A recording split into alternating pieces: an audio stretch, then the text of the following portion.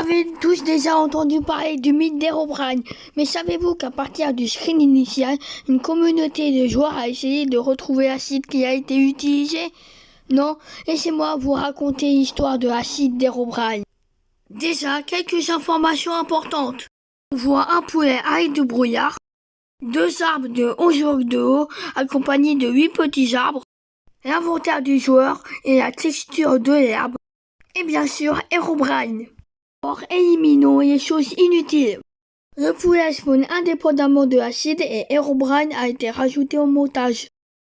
Grâce à l'inventaire du joueur qui est relativement vide, ils en ont déduit que le joueur venait d'apparaître et n'était pas loin du spawn du monde. Grâce à la texture de l'herbe dans cette version, ils en ont déduit que le joueur était en -X. Colline a une forte utilité car une anomalie est présente et elles se produisent toujours aux coordonnées XZ qui sont de multiples de 4. À partir de là, ça réduit les coordonnées possibles de 156 à 16. Un grand arbre et un petit arbre ne peuvent pas être dans le même morceau. Ils peuvent donc éliminer tous les décalages de morceaux qui mettent un grand arbre et un petit dans le même endroit. Les 2 grands arbres, quant à eux, ont une importance cruciale sur la recherche des coordonnées. En effet, par rapport au terrain, les gros arbres peuvent être testés beaucoup plus facilement. Après ça, ils ont fait un tableau un peu trop compliqué pour moi, donnant la coordonnée Y pour la feuille la plus haute. Mais ce tableau contenait une très grosse erreur. La valeur Y devait être 7, non pas 8.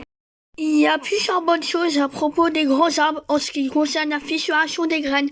Seul un morceau sur 10 et un gros morceau d'arbre décidé avec une simple vérification au début de la génération de l'arbre. Contrairement aux petits arbres, il n'y a pas de variabilité dans le nombre d'appels au rang par tentative de placement de gros arbres. La taille d'un grand arbre est également la même pour chaque grand arbre dans ce même morceau. C'est une valeur aléatoire entre 5 et 16.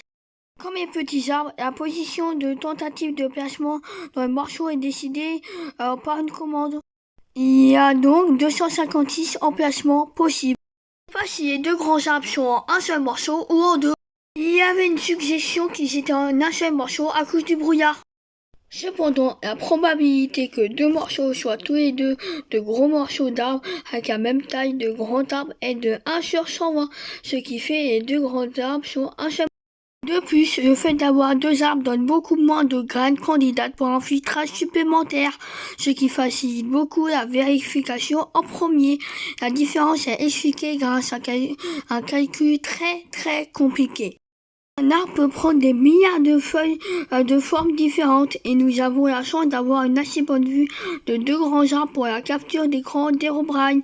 Il se peut qu'un grand arbre particulier ne soit généré que par une seule graine d'arbre. C'est probablement exagéré de dire que chaque grand arbre est unique, mais il serait juste de dire que le grand arbre le plus proche que nous voyons dans la capture d'écran d'Herobrine est 1 sur 1 milliard. Ce serait un moyen très simple et modérément simple de filtrer les milliards de candidats de l'étape GPU jusqu'à la seule et unique graine correcte. Les choses se compliquent cependant par le fait que la capture d'écran d'Herobrine provient de Minecraft Alpha 1.0.16 et une caractéristique du jeu où le moment était le bug de décomposition des feuilles où apparemment n'importe quelle feuille avait une chance de se décomposer à tout moment. Cela signifie que les arbres de la capture d'écran n'ont pas toutes les feuilles qu'ils avaient lorsqu'ils ont été générés. Les feuilles se décomposent avec beaucoup de hasard qui ne dépendent pas de la graine. Si vous régénérez le même monde, les feuilles sont très susceptibles de se décomposer d'une manière différente. Heureusement, la décomposition des feuilles brisées n'est pas entièrement aléatoire et toutes les feuilles n'ont pas la même chance de se décomposer. Le tableau que je vais vous montrer montre les résultats de l'examen de chaque événement de décomposition des feuilles pour un échantillon de 100 000 grands arbres de taille 11. Le type de bloc verticalement au-dessus et en dessous de la feuille qui s'est décomposée a été vérifié et séparé si la feuille était horizontalement adjacente à une bûche. Sérieusement, qui peut comprendre un truc comme ça? Il est également très rare qu'un bloc de feuilles se décompose lorsqu'il se trouve à côté d'une bûche, bien qu'il ne soit pas impossible que l'un ou l'autre de ces événements se soit produit dans les arbres Herobrine. Une caractéristique importante de la génération des grands arbres est la même graine peut donner des arbres différents en fonction des coordonnées. Ceci est un peu intuitif et contrairement à la génération des petits arbres, il semble y avoir 9 possibilités différentes basées sur les coordonnées X et Z. Il est beaucoup plus probable que ni X ni Z ne soient nuls que l'un d'entre eux, ce qui n'est 2 fois 2 égale 4. Ils ont ensuite développé un logiciel pour copier-coller du code dans cette version pour vérifier tous tes seeds. Ils ont réussi à trouver la bonne seed, mais il y avait de la neige partout. En fait, dans cette version, il y a 25% de chances qu'un monde soit généré avec tout plein de neige.